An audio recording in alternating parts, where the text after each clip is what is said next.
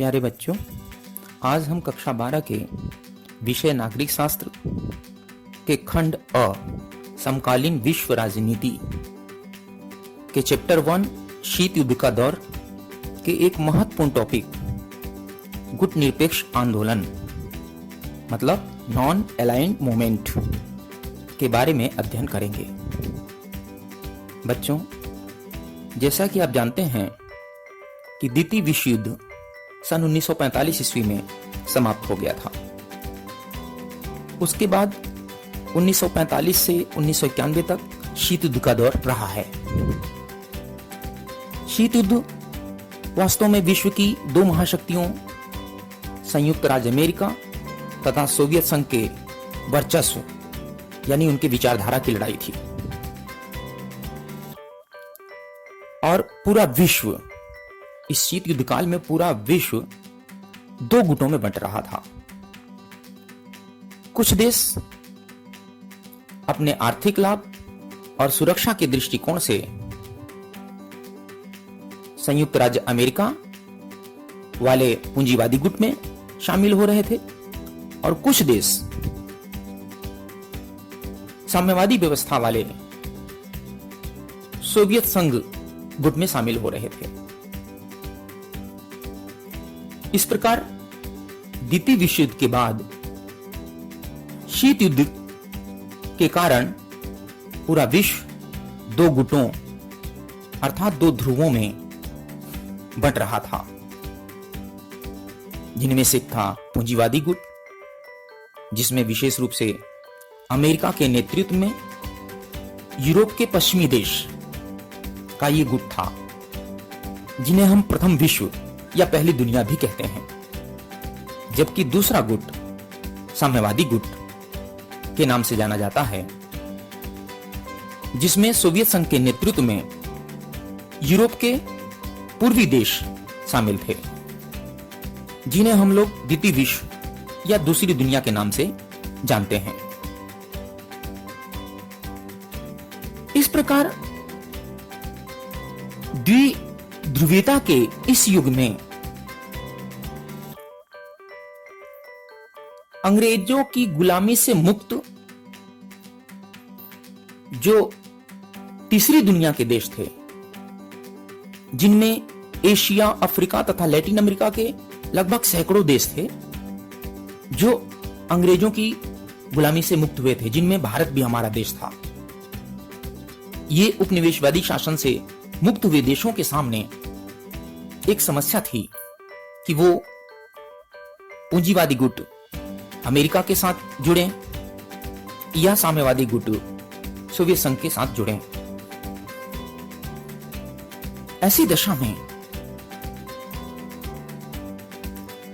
भारत के प्रधानमंत्री जवाहरलाल नेहरू के विशेष योगदान के कारण एक गुट निरपेक्ष आंदोलन की शुरुआत हुई। द्विध्रुवीयता के इस युग में गुट निरपेक्ष आंदोलन उपनिवेशवादी शासन अर्थात अंग्रेजों की गुलामी से मुक्त एशिया, अफ्रीका और लैटिन अमेरिका के विकासशील देशों अर्थात तीसरी दुनिया के देशों का एक आंदोलन है। गुट निरपेक्षता वास्तव में दोनों गुटों से पृथक रहने की स्वतंत्र विदेश नीति है। तीसरी दुनिया के 9 स्वतंत्र विकासशील देशों ने दोनों गुटों से दूर रहकर गुट निरपेक्ष आंदोलन के माध्यम से स्वतंत्र विदेश नीति अपनाने पर बल दिया। 1956 ईस्वी में इंडोनेशिया के शहर बांडुंग में गुट निरपेक्ष आंदोलन की आधारशिला रखी गई। भारत के प्रधानमंत्री जवाहरलाल नेहरू, मिस्र के राष्ट्रपति कर्नल गमाल अब्दुल नासिर तथा यूगोस्लाविया के राष्ट्रपति जोसेफ ब्राज टीटो, इन तीन नेताओं को गुट निरपेक्ष आंदोलन का तीन कर्णधार या त्रिमूर्ति कहा जाता है। इनके साथ ही इंडोनेशिया के प्रथम राष्ट्रपति सुकर्णो तथा घाना के प्रथम प्रधानमंत्री वामे एनक्रुमा। इन नेताओं ने गुट निरपेक्ष आंदोलन का जोरदार समर्थन किया।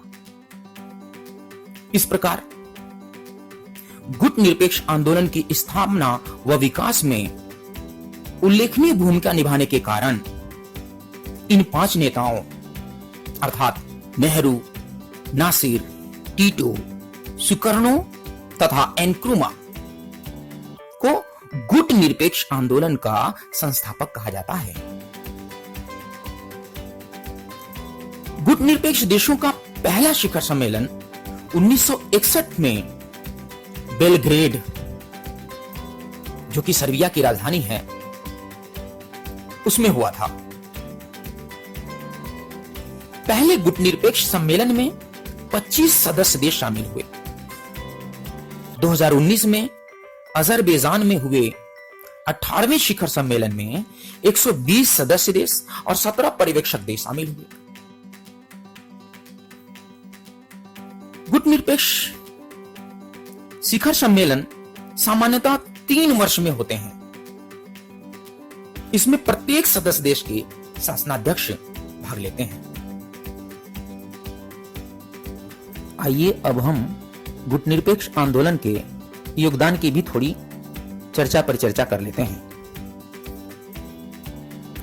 गुट निरपेक्ष आंदोलन के योगदान को हम निम्न बिंदुओं के अंतर्गत समझ सकते हैं।